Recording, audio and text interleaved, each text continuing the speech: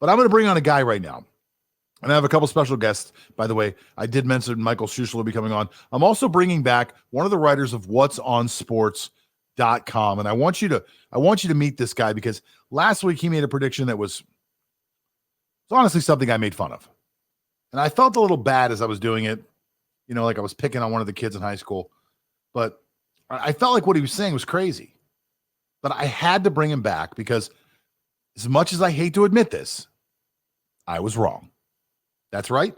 I'm admitting on the show in front of all the people that are watching that last week I was wrong. I made a mistake. And I want to bring Lance Fernandez back so that I can tell him I was wrong, give him another opportunity to be on the show. But before I bring Lance on here, I want to let everybody know that our show today is sponsored by our friends over at Sports Trading Systems. That's sportstradingsystems.com, where you can go over and learn how to trade sports just like other people trade stocks. We invite you to go over there right now.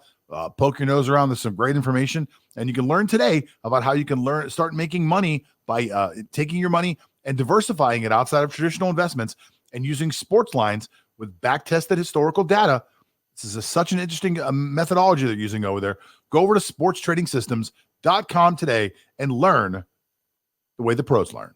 Now, it's time. It's time for me to eat some crow. It's time for me to swallow some crow and bring Mr. Lance Fernandez back on. Lance, how are you today? Doing awesome, John. Doing awesome as always. Yeah, apology accepted first and foremost.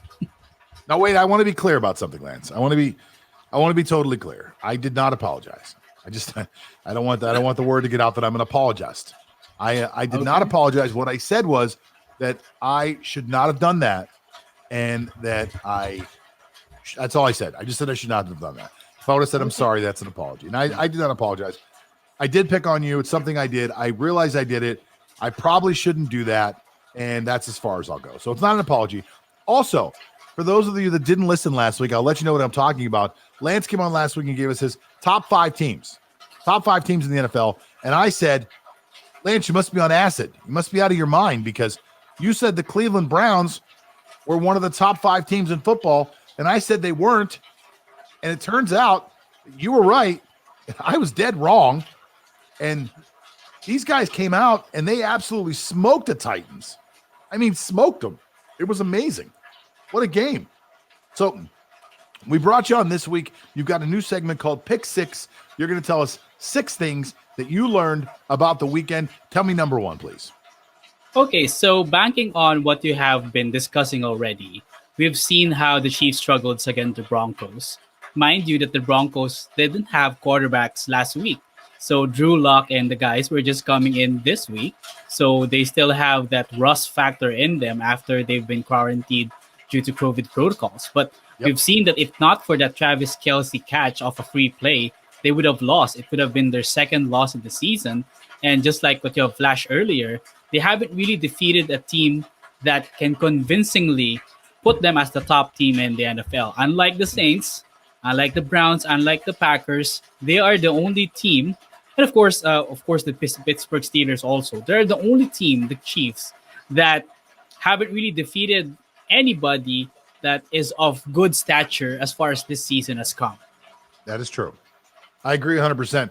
Again, I hate to be the homer, and I hate to keep comparing them to Pittsburgh, but the Chiefs have 1 loss. Pittsburgh has 0. People keep saying Pittsburgh hasn't played anybody, but the Chiefs have played less people, in my opinion.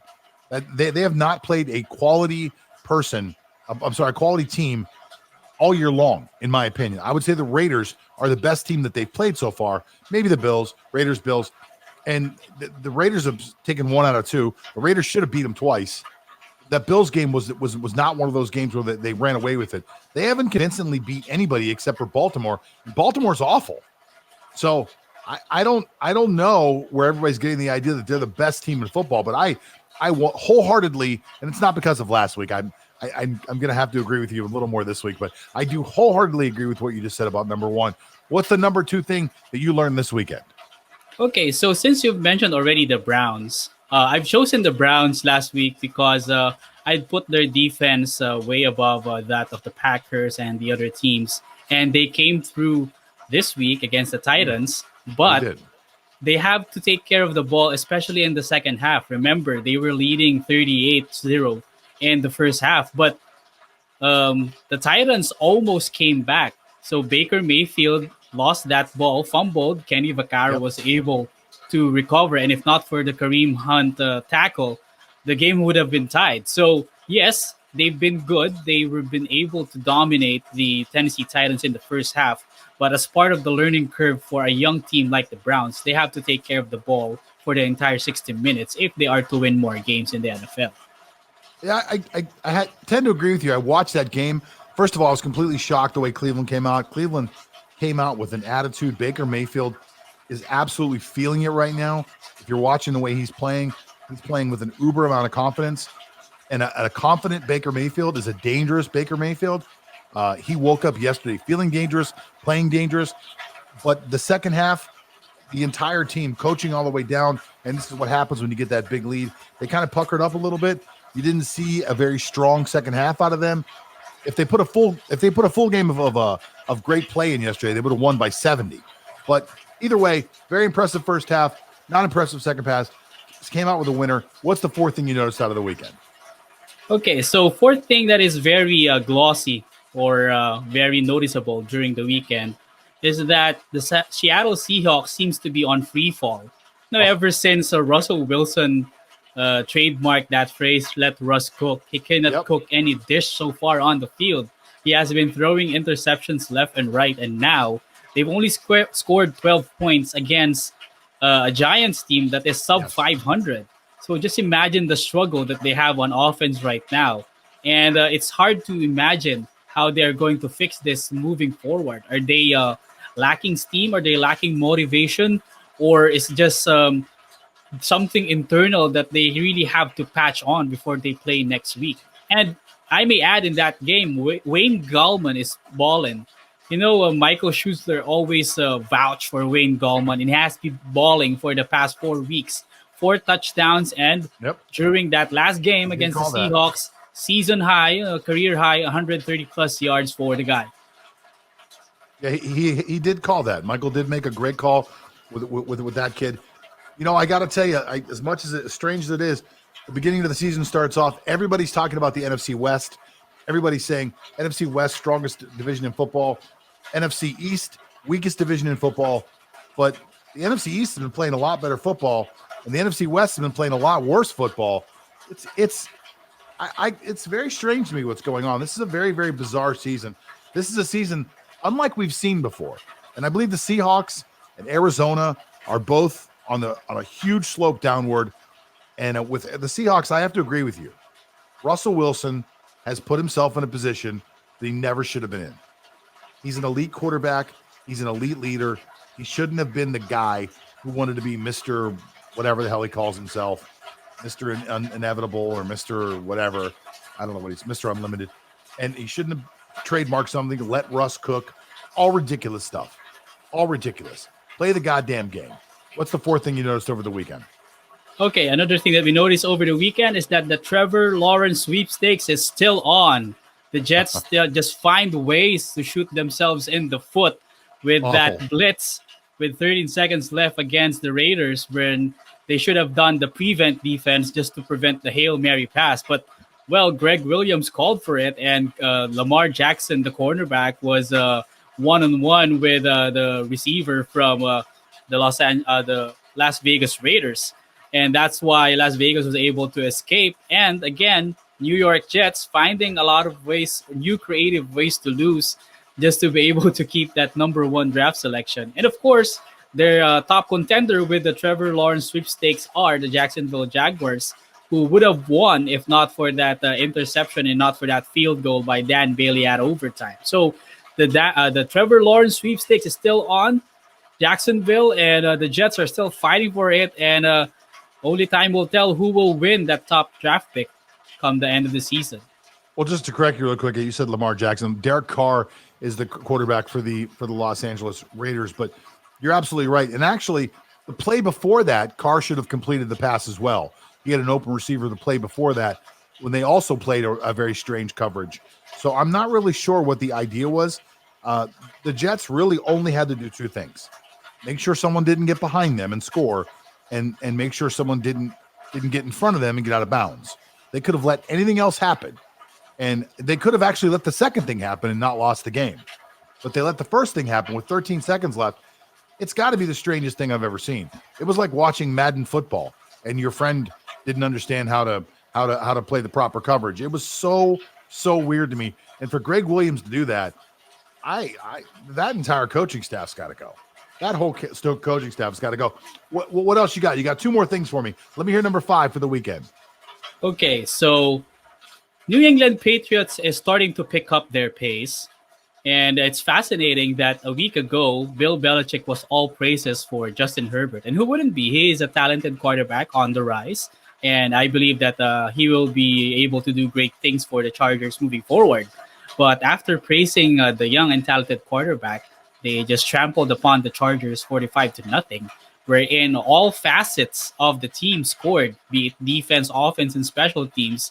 They had something for the Chargers during the game. And this could be like the breakout game for the Patriots, for them to be able to push forward and possibly win one of those wild card seats in the AFC. Well, I don't think anybody wants to see them do that. I don't think any team except for the Patriots themselves want to see the Patriots in the playoffs, because the Patriots in the playoffs could be a problem for somebody. And it's amazing to me that another rookie quarterback fell to Bill Belichick so badly. And I'm a Justin Herbert fan. I think he's an incredible kid. I think he's the superstar of the class. But yesterday was absolutely, utterly embarrassing. And it cost me in fantasy because, I picked a couple Chargers on my team. And, again, that's probably why I should have listened to the Michael Schuster way to do things. But whatever. I did my own thing. I'm not going to take any criticism for it. I don't care. I don't care what anybody says. Came right out and said I was wrong. I came right out and said I was wrong about last week. That's the kind of guy I am. I want to hear number 6 from you, though. Okay, so last but not the least, the Saints are definitely head and shoulders, also in my opinion, the best team in the NFL. They have a top defense. They have an offense that can do a lot of great things, even though Drew Brees is not around due to rib injury. And I guess it's just time to declare Sean Payton as Coach of the Year for this season because of what he has done. Well, we look back last year, he was 5-0 with Teddy Bridgewater, and now 3-0 with Taysom Hill. So imagine the adjustments that they had to do with the playbook just to be able to accommodate the talent of Taysom Hill, which is way, way different than Drew Brees. And they are just zipping in all sides of the field right now. And that's why they are one of the teams that were able to clinch a playoff spot in the NFC first. So I don't want to argue with the Saints being the best team in football, because that's my opinion as well. I don't think it's a question about it at this point. Front to back, Saints are the best team in football.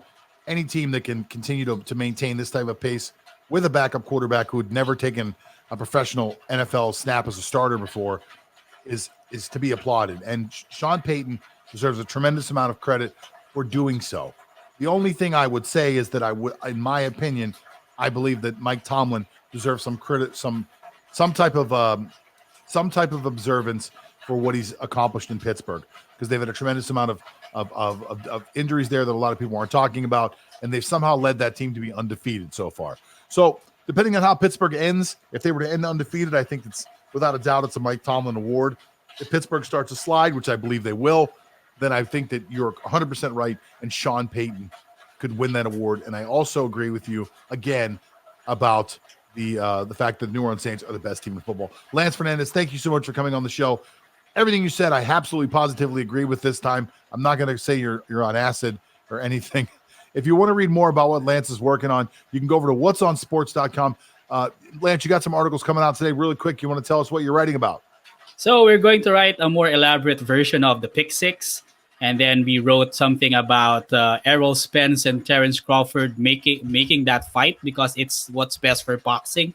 And number 3 is is college basketball still relevant for somebody going to the NBA?